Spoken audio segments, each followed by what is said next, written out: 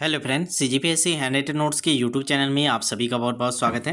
चलेगा जो हम लोग का सामाजिक अध्ययन का जो हम लोग टॉपिक वाइज आपको एक डेमो के रूप में मैं जितने क्वेश्चन करा रहा था एक एक चैप्टर वाइज, ताकि आप उसी लेवल की तैयारी करें, उसको आगे बढ़ाते हैं। बीच में भी बाल विकास के क्लासेस हो रही थी, तो आज हम लोग फिर से सामाजिक अध्ययन का कर रहे हैं। तो हम लोग इकाई 6 तक हम लोग कंप्लीट कर लिया था। अगर आप नए होंगे यूट्यूब में, आज पहली बार जुड़े होंगे क्लास से, तो आप देखेंगे 1 से लेकर 6 तक के प्लेलिस्ट में आपको मिल जाएगा सामाजिक अध्ययन करके, वहाँ जाकर आप देख लीजिएगा।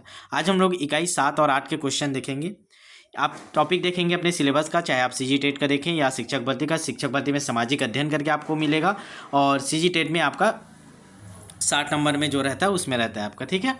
तो देखेंगे इसमें भारतीय संविधान, ये इकाई नंबर 7 है। 8 की बात करें व्यवस्थापिका, कार्यपालिका और न्यायपालिका संरचना की टॉपिक आपके सिलेबस में दिए गए हैं, ठीक है। आप लोग ने पढ़ा होगा, और नहीं पढ़ा होगा तो भी आप पूरा क्वेश्चन देख लीजिए। इससे बहुत सारे आपके क्वेश्चन तैयार हो जाएंगे, और उसके बाद आप पढ़ने बैठेंगे तो आपको एक लेवल समझ में आएगा कि आपको पढ़ना किस लेवल पे है, कैसे क्वेश्चन इस चैप्टर से आ रहे हैं, ठीक है। तो चलिएगा स्टार्ट करें। एक बार शेयर कर दीजिए व्हाट्सअप में अपने स्टेटस में, बाद नीचे देखिए शेयर का ऑप्शन, वहाँ शेयर कर दीजिए ताकि ज़्यादा लोग जुड़ जाएँ और आपको भी मज़ा आएगा फिर टेस्ट देने में। लाइव चैट में जाइएगा, लाइव चैट में आप आंसर देते जाइएगा, ठीक है। बहुत शानदार सिलेक्टेड क्वेश्चन लेके आए, ठीक है। 9 PM में डेली जुड़ा करें, कुछ ना कुछ क्लासेस मेरे द्वारा डेली निःशुल्क आपको यूट्यूब में ले रहे हैं, ठीक है। और आप चाह रहे होंगे पूरी तरह से तैयारी करना सीजी टेट का, शिक्षक भर्ती का कंप्लीट आज से लेकर जब तक पेपर नहीं होगा, तो ये इस नंबर पर मैसेज कर दीजिएगा 75 83 86 44 61 44 61, ठीक है। सीजी टेट वाले ध्यान देंगे, जिन लोग सीजी टेट का तैयारी कर रहे हैं, एकदम नाम मात्र की फीस अभी ले रहे हैं, एकदम ऑफर चल रहा है, तो इसमें मैसेज करके प्रैक्टिस बैच से जुड़ जाइएगा। पूरे चैप्टर वाइज के 70 क्वेश्चन 80 क्वेश्चन हम लोग एक एक चैप्टर के करा रहे हैं, तो उसको जरूर करिएगा, ठीक है। चलिए इकाई 7 और 8 के क्वेश्चन हम लोग कर रहे हैं आज। सेलेक्टेड क्वेश्चन है, 36 लेवल पे क्वेश्चन है। मैं हर क्लास स्टार्ट करने से पहले आपको बताता हूँ, मैं कहीं सी टेट का क्वेश्चन नहीं उठा रहा हूँ। मैं 36 लेवल पे जैसा सिलेबस देखने के बाद 8 साल 10 साल का एनालिसिस करने के बाद, और लगभग हम लोग भी 2 भर्ती इसका तैयारी भी करा लें, 2023 भर्ती में, 2019 भर्ती में, तो उन सबको तैयारी कराने के बाद जो अनुभव के आधार पे जो अभी नया पैटर्न चल रहा है, उस पैटर्न के आधार पे 36 पे जैसा क्वेश्चन पूछा जा रहा है, वही सिलेक्टेड क्वेश्चन मैं आपको करा रहा हूँ, ठीक है। चलिए पहला क्वेश्चन आपके स्क्रीन पर लग चुका है, ऑन कर लीजिए लाइव चैट, उसमें आंसर देते जाइएगा। मोस्ट इंपॉर्टेंट क्वेश्चन है, ध्यान रखेंगे। निम्नलिखित में कौन सी एक समिति ने नागरिकों में मूल कर्तव्य को 1976 में सम्मिलित करने की अनुशंसा की थी? क्वेश्चन क्या समझिए, मूल कर्तव्य की बात कर रहे हैं, ठीक है। संविधान आप लोग ने पढ़ा होगा, अभी मैं थ्योरी की चर्चा नहीं करूंगा, ठीक है।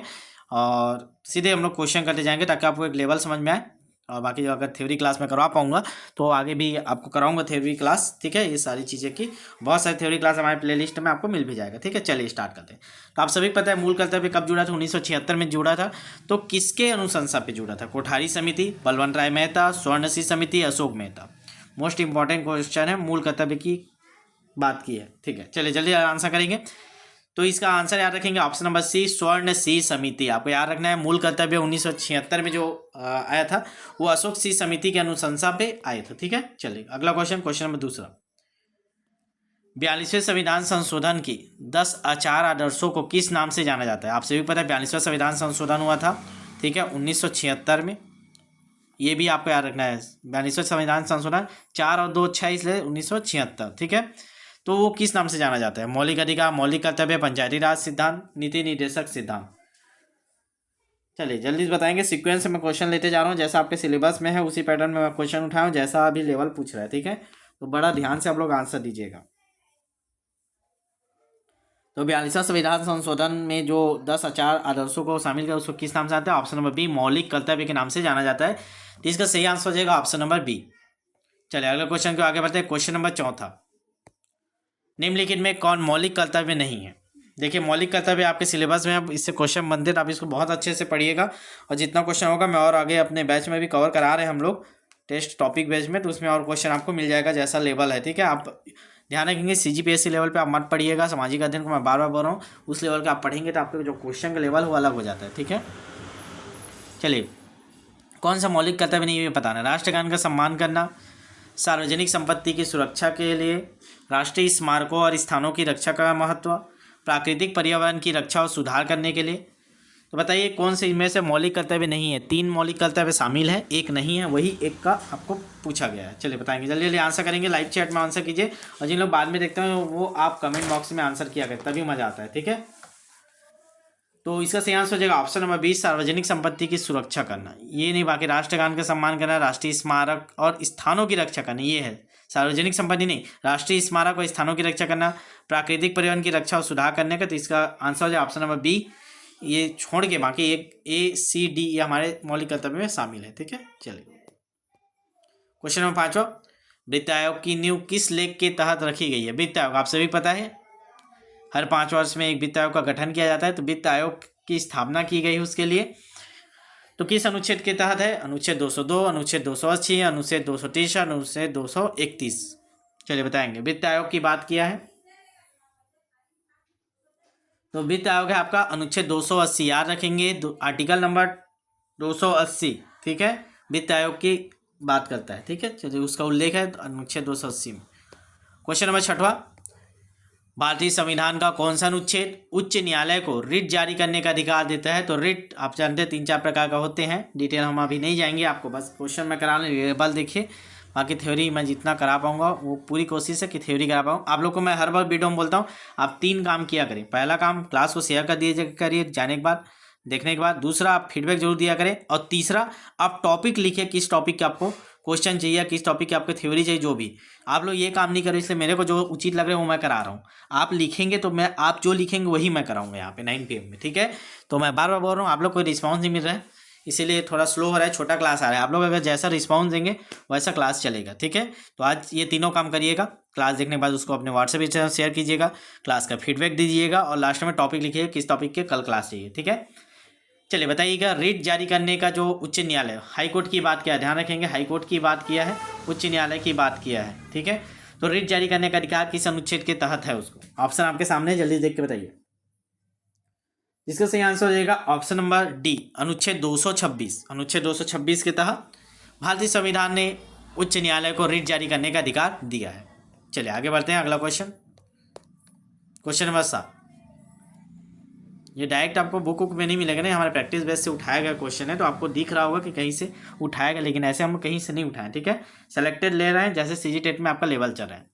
राज्यपाल की अनुपस्थिति में उसके दायित्वों का निर्वहन कौन करता है? अगर राज्यपाल छुट्टी में है या पद रिक्त है या कुछ भी हो, तो उसका अनुपस्थिति में उसके दायित्वों का निर्वहन कौन करता है? राज्य का मुख्यमंत्री, मुख्य सचिव, विधानसभा अध्यक्ष, उच्च न्यायालय के मुख्य न्यायाधीश। चलिए बताएंगे इसका आंसर क्या हो जाएगा क्वेश्चन नंबर 7 का।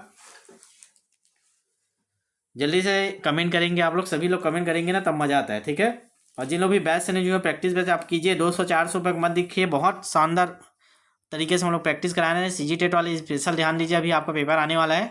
ठीक है, और फीस का किसी को समस्या है तो आप डायरेक्ट मेरे से बात कर लीजिएगा, उसमें व्हाट्सअप मैसेज कर दीजिएगा। फीस का भी समस्या तो भी हमारी टीम पूरी कोशिश करेगी आपके लिए कुछ ना कुछ कर पाएँ। ठीक है, तो देख लीजिएगा, बात कर लीजिएगा व्हाट्सअप मैसेज करके। चलिए बताएंगे क्वेश्चन नंबर 7। इसका सही आंसर हो जाएगा ऑप्शन नंबर डी, उच्च न्यायालय के मुख्य न्यायाधीश। अगर राज्यपाल की अनुपस्थिति में उसके दायित्व का निर्वहन कौन करता है? तो उच्च न्यायालय के मुख्य न्यायाधीश करता है। ठीक है, याद रखेंगे क्वेश्चन। ठीक है, इंपॉर्टेंट क्वेश्चन है ना। चलिए क्वेश्चन नंबर 8, कूट वाले भी क्वेश्चन लिए जैसे अभी बन रहा है। चलिए क्वेश्चन बड़ा है तो ध्यान से पढ़ेंगे। नीचे दिए हुए 2 वाक्यों पर विचार कीजिए, वक्तव्यों पर। पहला कथन है, राज्य का राज्यपाल अपने पद राष्ट्रपति की इच्छा पर्यंत तक रहता है अपने पद पर। ठीक है, दूसरा है, राज्यपाल की नियुक्ति प्रधानमंत्री करता है। उपरोक्त दोनों वक्तव्यों के संदर्भ में निम्न में से कौन सा सही है, यह बताना है आपको। ऑप्शन पहला है ए और 2 दोनों सही है, अ सही व्याख्या करता है बाकी, मतलब वही है, कथन 1 कथन 2 की व्याख्या कर रहे हैं। 1 और 2 दोनों सही है पर अ सही व्याख्या बी की नहीं करता। एक सही है, 1 गलत है पर 2 सही है, 1 सही पर 2 गलत है। चलिए चारों प्रकार के, आराम से इसको देखिए, सोचिए, 10 सेकंड का समय ले लीजिए, आंसर करिए। इसी प्रकार के बड़े बड़े क्वेश्चन आपको देखने को मिलते हैं। कमेंट करेंगे जल्दी से। चलिए इसका आंसर क्या हो जाएगा, ध्यान से रखेंगे। इसका आंसर हो जाएगा ऑप्शन नंबर डी, डी इसका आंसर है, ध्यान रखेंगे। तो डी में क्या बोला, 1 सही है 2 गलत, मतलब एक कथन 1 सही है, कथन 1 सही है 2 गलत है। ठीक है, एक क्या बोला, राज्य का राज्यपाल अपने पद पर राष्ट्रपति की इच्छा पर्यंत तक रहता है। कथन 2 था, राज्यपाल की नियुक्ति प्रधानमंत्री करता है, ये गलत है। ठीक है, तो कारण 2 गलत है, पहला सही है। ठीक है, तो इसका सही आंसर हो जाएगा ऑप्शन नंबर डी। ठीक है, चलिए आगे बढ़ते हैं। अगला क्वेश्चन आपकी स्क्रीन पे देखेंगे, निम्न में कौन सा युग्म सही सुमेलित नहीं है? तो आपको बताना है कौन सा सही नहीं है, सही जोड़ी जो मिला हुआ है इसमें बताना कौन सा सामने जो लिखा है वो सही नहीं है। अनुच्छेद 154, राज्य की कार्यपालक शक्ति। अनुच्छेद 155 राज्य की नियुक्ति, राज्यपाल की नियुक्ति। अनुच्छेद 156 राज्यपाल की नियुक्ति हेतु योग्यता। अनुच्छेद 163 राज्य मंत्री का परिषद, ठीक है, राज्य मंत्री परिषद। आपको बताना कौन से इसमें से सही नहीं है। 3 सही है, वो 3 अभी आपको याद हो जाएंगे, एक आप बताइए कौन सा गलत है। चलिए जल्दी से आंसर करेंगे लाइव चैट में। जिन लोग भी नए देख रहे हैं यूट्यूब में, आज पहली बार हमसे जुड़े हैं, तत्काल आप चैनल को सब्सक्राइब कर लीजिएगा। प्लेलिस्ट में जाएंगे, बहुत सारे क्लासेस मिलेंगे, अलग अलग प्लेलिस्ट बना हुआ है। व्हाट्सअप नंबर हमारा नोट कर लीजिए, व्हाट्सअप में मैसेज कर दीजिए और प्रैक्टिस बैच से जुड़ के डेली प्रैक्टिस कीजिए, ठीक है। चलिए जल्दी बताएंगे इसका आंसर। देखिए अनुच्छेद 154 राज्य के कार्यपालक एकदम सही है, याद कर लीजिएगा। अनुच्छेद 155 राज्यपाल की नियुक्ति, ये भी सही है। अनुच्छेद 130 राज्य मंत्री परिषद, ये भी सही है। तो हमारा गलत क्या है, 156, ठीक है, 156 हमारा गलत है, ठीक है। बाकी डिटेल हम लोग क्लास में करेंगे, अभी केवल क्वेश्चन पे हम लोग फोकस हैं। फिर से कूट वाले पहले क्वेश्चन को पढ़ लेते हैं। कूट वाला क्वेश्चन है, आपको 2 कथन दिए हुए हैं, फिर वही बताना है आपको सही है गलत है, ठीक है। पहला कथन पढ़ते हैं। सरकारिया कमीशन की सिफारिश के अनुसार अनुच्छेद 356 का प्रयोग कम से कम होना चाहिए। मतलब जो सरकारिया कमीशन बना था उन्होंने बताया कि जो अनुच्छेद 356 है आपातकालीन वाला, उसका प्रयोग कम से कम होना चाहिए, ये उन्होंने सिफारिश किया। दूसरा कारण, उसका कारण क्यों ये किया, जिन राजनीतिक दलों ने केंद्र में सरकार बनाई उन्होंने अनुच्छेद 356 का दुरुपयोग किया, इसके नाम से इन्होंने सिफारिश किया था क्या। तो चलिए दोनों कथन आप कारण पढ़ लीजिए, उसके बाद आंसर दीजिएगा इस कूट से। चारों कूट आपके सामने है, ठीक है, देख लीजिए कूट को, मैं पढ़ नहीं रहा हूँ, वही चीज़ें हैं। चलिए सीधे आंसर पे जाते हैं, ज़्यादा समय नहीं लेते इसमें। देखिए ए और बी दोनों सही हैं, ए और बा की सही व्याख्या भी करता है, तो ये दोनों कथन सही है, आप याद रखिएगा। सरकारिया कमीशन ने सिफारिश दिया था कि अनुच्छेद 356 का कम से कम प्रयोग करना है, ठीक है। क्यों कम करना है, तो क्योंकि जो राजनीतिक दल होते हैं केंद्र में, जो सरकार बनाते हैं वो 356 का दुरुपयोग करते हैं, इसीलिए आप कम से कम इसका प्रयोग करें करके ये सिफारिश दिया था सरकारिया कमीशन ने। तो ये दोनों सही है, ऑप्शन नंबर ए इसका सही आंसर है, ठीक है। चलिए आगे बढ़ते हैं, अगला क्वेश्चन। क्वेश्चन नंबर 11 आपके स्क्रीन पे दिखाई दे रहा है, ठीक है। चलिए पढ़िए, आराम से पढ़िएगा, बहुत शानदार क्वेश्चन है, एकदम इंपॉर्टेंट क्वेश्चन है। क्वेश्चन क्या है, भारत में राज्यों में संवैधानिक आपातकाल लगाने के लिए कौन सा अनुच्छेद है। आप सभी को पता होगा, ज़्यादा समय नहीं लेंगे। अनुच्छेद 355, 356, 369 और 357। चलिए बताएंगे फटाक से, तो क्या हो जाएगा, तो ऑप्शन नंबर बी 356 अनुच्छेद आपातकालीन। चलिए अगला क्वेश्चन, क्वेश्चन नंबर 12। निम्न में कौन सा अधिकार राज्यपाल को नहीं है। देखिए नहीं है बोला है, मतलब गलत वाला बताना है, ठीक है। इसमें 3 सही है, एक गलत है, वही बताना है कौन सा गलत है, ठीक है।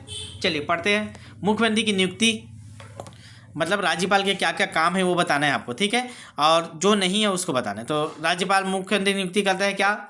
दूसरा है राज्य की कार्यपालिका की शक्ति सीमा में किसी भी दोष व्यक्ति सिद्ध के दंड को क्षमा करने में। अगला ऑप्शन है मुख्यमंत्री की सलाह से अन्य मंत्रियों की नियुक्तियाँ, और डी है उच्च न्यायालय के न्यायाधीशों की नियुक्ति। एक काम राज्यपाल इनमें से नहीं करता, वही एक आपको बताना है, 3 वो करता है इसमें से। चलिए बताएंगे, जल्दी से आंसर दीजिए, समय दीजिए। चलिए इसको देखते हैं, तो देखेंगे पहला ऑप्शन नंबर ए मुख्यमंत्री की नियुक्ति वो करता है, तो ये सही है, हमको गलत खोजना है। दूसरा बोला राज्य की कार्यपालिका की शक्ति की सीमा में वृद्धि करना, जो दोष सिद्ध व्यक्ति के दंड को क्षमा करना, ये भी सही है, तो ऑप्शन नंबर बी भी सही है।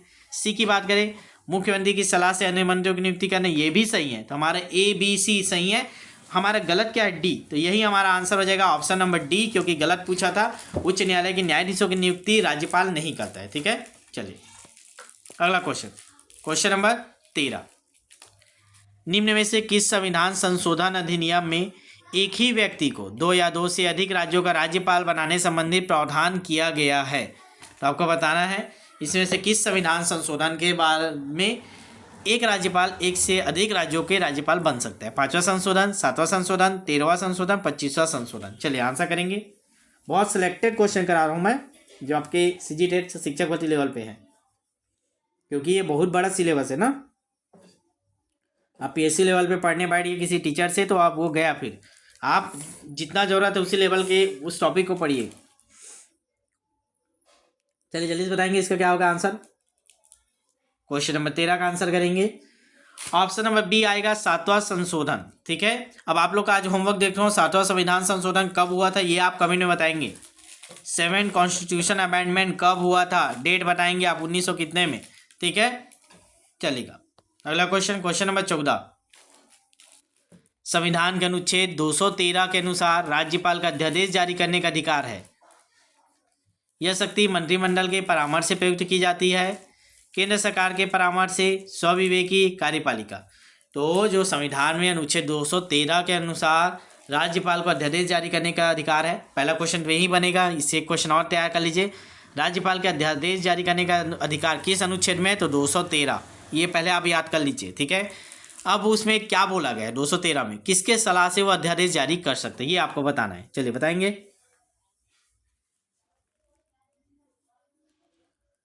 तो इसका सही आंसर हो जाएगा ऑप्शन नंबर ए, यह शक्ति मंत्रिमंडल के परामर्श से प्रयोग की जाती है। तो हमारा क्वेश्चन नंबर 14 का आंसर हो जाएगा ए, याद रखेंगे इसको, A for Apple, question number 14 का आंसर, ठीक है। चलिएगा आगे बढ़ते हैं। क्वेश्चन नंबर 15, निम्नलिखित में से कौन सा राज्यपाल के विशेष अभिभाषण से संबंधित है। विशेष अभिभाषण की बात किया, ध्यान रखेंगे सारे एकदम इंपॉर्टेंट क्वेश्चन मैं करा रहा हूँ ना सिलेक्टेड, तो एक भी आपको क्वेश्चन मिस नहीं करना है, लास्ट तक देखिए, उसके बाद इस टॉपिक को पढ़ना स्टार्ट कीजिए, ठीक है। और उसके बाद इस टॉपिक के 70 से 80, 100 से 150 क्वेश्चन जो मैं सिलेक्टेड किया हूँ सीजी टेट के लिए, वो मैं आपको बैच में करा रहा हूँ, ठीक है। उसमें जब भी ये टॉपिक अभी चालू होगा सामाजिक अध्ययन, तो उसमें आपको क्वेश्चन मिलेगा, ध्यान रखेंगे। जो सीजी टेट पेपर 2 की तैयारी करें वो जुड़ जाइएगा, अभी सामाजिक अध्ययन चलने वाला है, अभी बाल विकास चल रहा है, बाल विकास का सामाजिक अध्ययन करेंगे हम लोग, एक एक टॉपिक के क्वेश्चन कवर करेंगे जितना अधिक से अधिक यहाँ संभव हो पाएगा, ठीक है। तो जरूर जुड़िएगा, व्हाट्सअप में मैसेज कर दीजिएगा, आज ही नाम मात्र की फीस है, बहुत अभी ऑफर दे रहे हैं। आपको फीस का समस्या है तो आप बता दीजिएगा, सब फीस की समस्या, हम आपके लिए कुछ ना कुछ अपने तरफ से व्यवस्था करेंगे। और जो सक्षम है तो 400 300 400 रुपये फीस है, तो उसके लिए सोचना नहीं है, फटाक से दो और जुड़ो, क्योंकि आप लाखों रुपये खर्चा करके डीएड बीएड किए हैं, तो ये लास्ट अंतिम समय है आपके लिए, ठीक है। चलेगा, तो विशेष अभिभाषण का उल्लेख अनुच्छेद 176 में किया गया, तो ऑप्शन नंबर ए इसका सही आंसर है, अनुच्छेद 176, ठीक है। चलिए अगला क्वेश्चन, क्वेश्चन नंबर 16, संविधान के किस अनुच्छेद में राज्यपाल को विधानसभा में एंग्लो इंडियन समुदाय के सदस्यों को नियुक्त करने का अधिकार है। ये था, हालांकि अभी हटा दिया गया है संविधान संशोधन के बाद, लेकिन किस में था तो ये आपको बताना है, ये पता होना चाहिए। अनुच्छेद 223, 303, 333, 323, तो इसका सही आंसर हो जाएगा ऑप्शन नंबर सी, 333, ठीक है। चलिए आगे बढ़ रहे हैं, कथन वाले क्वेश्चन है, पहले हम लोग कथन पढ़ लेते हैं, फिर उस पर विचार करेंगे, ठीक है। चलिए क्वेश्चन नंबर 17 पढ़ते हैं, ध्यान से पढ़िएगा, क्वेश्चन बड़ा है ना, कूट वाले फिर से क्वेश्चन है, कौन सा सही गलत है, पहले तीन कथन दिए, तीनों को पहले आराम से पढ़ते हैं। पहला, अनुच्छेद 157 राज्यपाल के पद के लिए 2 योग्यता निर्धारित करता है। दूसरा, राज्यपाल राज्य व्यवस्थापिका का सदस्य होना चाहिए। तीसरा, नियुक्ति से पूर्व राज्यपाल को 40 वर्ष की आयु पूर्ण कर लेनी चाहिए। आपको बताना है इनमें से कौन कौन सा सही है।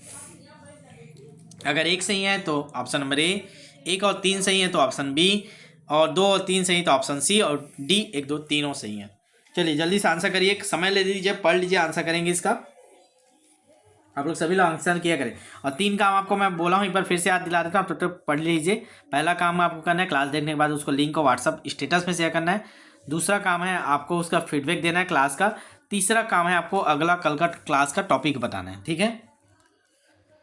चलिए इसका सही आंसर क्या हो जाएगा, आप लोग पढ़े, कमेंट कीजिए आप लोग। इसका ऑप्शन नंबर ए, केवल एक सही है, ठीक है। देखिए क्या बोला था, कौन सा सही है पूछा गया था, ठीक है। इसमें ऑप्शन नंबर ए सही है, अनुच्छेद 157 राज्यपाल के पद के लिए 2 योग्यता निर्धारित करता है, तो ऑप्शन नंबर ए बस सही है, बाकी ये 2 और 3 गलत है, ठीक है। चलिए आगे बढ़ते हैं, अगला क्वेश्चन नंबर 18। क्वेश्चन नंबर 18 बोलता है, भारतीय नयाचार प्रोटोकॉल के अनुसार अग्रता क्रम में निम्न में से सबसे पहले कौन है। तो पहले नंबर का व्यक्ति पूछा कौन है, भूतपूर्व राष्ट्रपति, राज्य के राज्यपाल, लोकसभा अध्यक्ष, उप प्रधानमंत्री, इन चारों में से सबसे बड़ा कौन है अग्रता में, ये अब आपको बताना है। बढ़िया क्वेश्चन है, बताइए प्रोटोकॉल के अनुसार, ठीक है। चलिए जल्दी जल्दी आंसर करेंगे। तो देखिए इतने में से अगर आप देखेंगे तो सबसे बड़ा, अगर हम देखें प्रोटोकॉल के अनुसार नवाचार में, तो हमारा हो गया ऑप्शन बी, राज्य के राज्यपाल, ठीक है। ऑप्शन नंबर बी इसका सही आंसर है, ठीक है। चलिए आगे देखते हैं, क्वेश्चन नंबर 19। क्वेश्चन बड़ा है तो स्क्रीन में छोटा दिखाई देगा, ध्यान से पढ़ेंगे। चलिए क्वेश्चन नंबर 19 बोल रहा है राज्यपाल की शक्तियों के संदर्भ में निम्नांकित में से कौन सा सही नहीं है। देखिए नहीं है पूछा मतलब 3 आपके सही है, 1 गलत है, वही गलत को आपको बताना है कौन से इसमें से गलत है। ठीक है, चलिए पहला पढ़ते हैं। राज्यपाल धन विधेयक को पुनर्विचार हेतु राज्य विधानमंडल को लौटा सकता है। दूसरा है राज्य विधानमंडल के विश्रांति काल में, जो राज्य का विधानमंडल होता है उसमें विश्रांति काल में राज्यपाल द्वारा अध्यादेश प्रख्यापित किया जा सकता है। तीसरा ऑप्शन है राज्यपाल किसी विधेयक को भारत के राष्ट्रपति के विचार हेतु आरक्षित कर सकता है। चौथा है राज्यपाल के पास क्षमादान की शक्ति है। तो आपको बताना है इनमें से कौन सा गलत है। तो 3 आप सही है वो देख लीजिए, 1 गलत है उसको बताना है आपको। जल्दी से आंसर करेंगे। क्वेश्चन नंबर 19 देखिए कौन सा गलत है। तो ऑप्शन नंबर ए गलत है, राज्यपाल धन विधेयक को नहीं लौटा सकता क्योंकि वो तो ऑलरेडी उससे पास होने के बाद आया रहता है। ठीक है, घूम के आ रहता है। तो राज्यपाल धन विधेयक को पुनर्विचार हेतु राज्य विधानसभा को लौटा सकते, ये गलत है। बाकी ये 3 सही है। ठीक है, चलिए आगे बढ़ते हैं। क्वेश्चन नंबर 21 इसमें में 4 कथन है, पहले चारों कथन पढ़ लेते हैं। ठीक है, लास्ट क्वेश्चन है, ध्यान रखेंगे अंतिम क्वेश्चन है तो आराम से इसका आंसर करेंगे। बड़ा क्वेश्चन है। निम्नलिखित पर विचार कीजिए और नीचे दिए गए कोड का उपयोग करके सही उत्तर चुनिए। ठीक है, पहले कथन पढ़ते हैं। 4 कथन है। पहला कथन राज्यपाल अपने कार्यालय में प्रवेश करने से पहले शपथ या पुष्टि करेंगे। शपथ या पुष्टि का प्रारूप भारतीय विधानसभा की 3री अनुसूची में दिया गया है। मतलब वो बात करें जो राज्यपाल होता है वो पहले शपथ लेगा, तो जो शपथ लेता है वो 3री अनुसूची में दिया हुआ है बोल रहा है। फिर बोल रहे राज्यपाल उच्च न्यायालय के मुख्य न्यायाधीश या उनकी अनुपस्थिति में उस न्यायालय के वरिष्ठतम न्यायाधीश की उपस्थिति में शपथ ग्रहण करेगा। चौथा, भारतीय संविधान का अनुच्छेद 159 में शपथ और पुष्टि की प्रक्रिया दी गई है। तो चारों कथन पहले आराम से पढ़िए, फिर बताएंगे इनमें से कौन कौन सा सही है। ये आपके ऑप्शन आपके स्क्रीन पे 1 2 3 1 3 4 1 2 3 4 1 2 4। तो आपको बताना है चारों में से कौन कौन सा सही है। 2 मिनट पढ़ लीजिए आराम से, लास्ट क्वेश्चन है। ठीक है, और उसके बाद मैं आपको 3 चीज़ें बोला हूँ, 3 चीज़ें आपको याद रखना है। क्या क्या, एक बार फिर से लास्ट याद दिला रहा हूँ। आपको लिंक को शेयर कर देना है अपने व्हाट्सएप स्टेटस में। दूसरा, आपको क्या करना है, फीडबैक देना है, क्लास कैसा लगा, क्वेश्चन लेवल कैसा है, आपको समझ में आ रहा है कि नहीं। तीसरा काम आपको करना है, कल के क्लास के टॉपिक आप बताइए किस विषय पे, किस टॉपिक पे अगला वीडियो लेके आए। ठीक है, और जिन लोग भी बैच से नहीं जुड़े हैं नंबर नोट कर लीजिए। फिर चलते हैं 75 83 86 44 61, ये हमारा व्हाट्सअप नंबर है, हर जगह मिल जाएगा। इसको व्हाट्सअप में सेव कर लीजिए, मैसेज कर दीजिएगा। CGTET पेपर 1 की तैयारी, पेपर 2 की तैयारी, शिक्षक भर्ती, सहायक शिक्षक, जिसकी भी तैयारी करना है जुड़ जाइएगा। नाम मात्र की टाइपिंग शुल्क ले रहे हैं, अभी तो विशेष ऑफर दे रहे हैं आपको। ठीक है, CGTET वालों के लिए स्पेशल ऑफर है, तो देख लीजिएगा जिन लोग को भी दिक्कत होगा तो। ठीक है, मैसेज करके जुड़ जाइएगा। प्रैक्टिस जरूर कीजिए, मैं बार बार बोल रहा हूँ, अंतिम मौका है, नहीं तो आप 5 साल गए या हो सकता है ये आपके लाइफ का अंतिम तैयारी होगा। ठीक है, तो चलिए इसका आंसर एक बार बता दीजिए फिर चलते हैं। इसका सही आंसर होगा option number A B C D, तीनों चारों सही है। मतलब कथन 1 भी सही है, 2 भी सही है, 3 भी सही है, 4 भी सही है। ठीक है, तो ऑप्शन नंबर C हमारा सही आंसर है। ठीक है, तो आज की क्लास को यहीं रखते हैं। ठीक है, कल मैसेज आया था कई लोगों का कि क्लास बड़ा कीजिए करके। ठीक है, जितना क्वेश्चन मैं करा पा रहा हूँ उतना कोशिश है। बाकी हम लोग व्हाट्सअप बैच में करा रहे हैं, वहाँ डेली टेस्ट हो ही रहेंगे। एक दिन गैप में होता है, 1-2 दिन आगे पीछे हो जाता है, आपको परेशान नहीं होना रहता है। ठीक है, आपके सिलेबस का जितना हम सब कराएंगे, आप परेशान नहीं होइए। बस जो चीज़ डल रहा है, टॉपिक आपके पास है, टेस्ट 1 दिन आगे पीछे हो जाता है, तो आप तैयारी करके रखिए। और जैसे टेस्ट डल रहा है आप टेस्ट दिलाइए। रैंक रिजल्ट टॉपर लिस्ट भी डल रहे हैं, ठीक है, उसको भी कवर करें। तो टेस्ट देखते जाइए, प्रैक्टिस करते जाइए, लेवल के अनुसार तैयारी कीजिएगा। छत्तीसगढ़ CGTET फोकस कीजिए, शिक्षक भर्ती फोकस कीजिए 36 लेवल पे। CTET के पीछे मत भागिएगा। ठीक है, चलेगा, मिलता है नेक्स्ट वीडियो, तब के लिए ऑल बेस्ट।